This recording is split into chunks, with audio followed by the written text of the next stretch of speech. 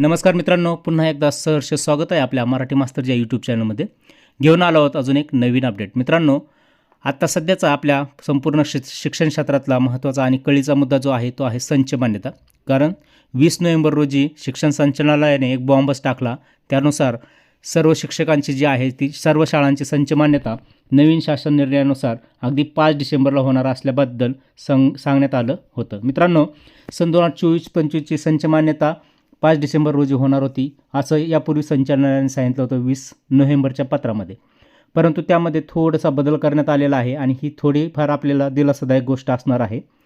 कारण काल 29 नोव्हेंबर रोजी शिक्षण संचालनालयाने एक नवीन पत्र काढलेलं असून ज्याच्यामध्ये सन 2024-25ची जी संच मान्यता होणार होती ज्याच्यामुळे अतिरिक्त शिक्षक वाढणार होते त्याच्यावर सध्या स्थगिती दिलेली आहे. लक्षात घ्या, फक्त 24-25च्या आपल्या संच मान्यतेवर स्थगिती आलेली आहे. याचा अर्थ जी आर रद्द झाला आहे किंवा असं कुठलीही गोष्ट असणार नाही. संच मान्यता जी आहे ती 15 मार्च 2024च्या जी आरनुसारच होणार आहे.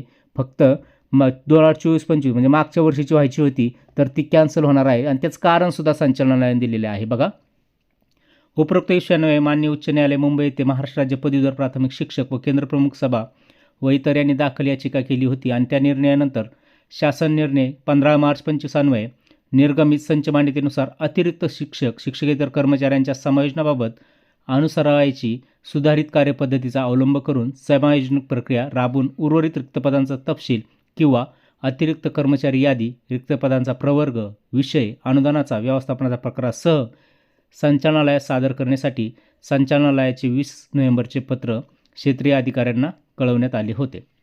परंतु 25-26च्या ऑनलाईन संच मान्यतेबाबतची पोर्टलवरील कार्यवाही अंतिम टप्प्यात असल्याने तसेच 24-25मधील संच मान्यतेनुसार अतिरिक्त झालेले शिक्षकांच्या समायोजनाची प्रक्रिया माहे डिसेंबर 25मध्ये राबवणे व सन 25-26च्या संच मान्यतेनुसार अतिरिक्त होणारे शिक्षक यांच्या समायोजनाची प्रक्रिया संच मान्यता निर्गमित झाल्यानंतर पुनश्च करावी लागणार असल्याने पुन्हा समायोजन प्रक्रिया राबवण्याऐवजी सन 25-26च्या संच मान्यता निर्गमित झाल्यानंतर पुनश्च करावी लागणार असल्याने पुन्हा समायोजन प्रक्रिया राबवण्याऐवजी सन 25-26च्या संच मान्यता निर्गमित झाल्यानंतरच समायोजन प्रक्रिया करणे योग्य होणार असल्याने शिक्षण संचालनालय माध्यमिक व उच्च माध्यमिक व प्राथमिक यांच्या स्तरावरून दिनांक 20 नोव्हेंबर 2025च्या निर्गमित झालेल्या अतिरिक्त शिक्षकांचे समायोजन करण्याबाबतच्या पत्राला स्थगिती देण्यात येत आहे. मित्रांनो, हा मुद्दा जो आहे याच्यामध्ये यावर्षीची 2025-26ची संच मान्यता ऑक्टोबर 2025च्या पटानुसार होणार असल्याने मागे अजून ती संच मान्यता पूर्ण नाही ह्या वर्षीची.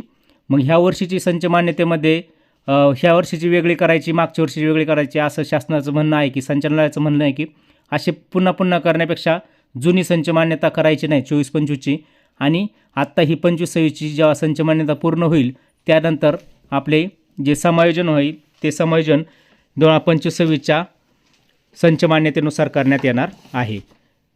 याचाच अर्थ यावर्षी फक्त आपली जी समायोजनाची प्रक्रिया होणार आहे ती मागील वर्षाच्या अतिरिक्त प्रमाणे होणार नसून फक्त ह्या वर्षीच्या 2025-26च्या पटसंख्येनुसार शिक्षक समायोजन होणार आहे.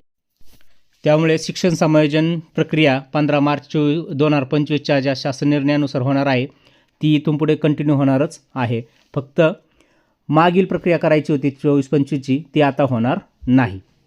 मित्रांनो, हीच या पत्राचे अपडेट आहे. याचा कुठलाही अर्थ असा नाही की संच मान्यता रद्द झाली वगैरे, असं काहीही नाही आहे. ही होती आजची अपडेट. व्हिडिओ कसा वाटला तेही कळवा. आवडला असेल तर लाईक, शेअर आणि आपला चॅनल सबस्क्राईब करायला विसरू नका. पुन्हा भेटूया अशाच अपडेटेड व्हिडिओमध्ये. तोपर्यंत धन्यवाद मित्रांनो. जय हिंद, वंदे मातरम, जय महाराष्ट्र.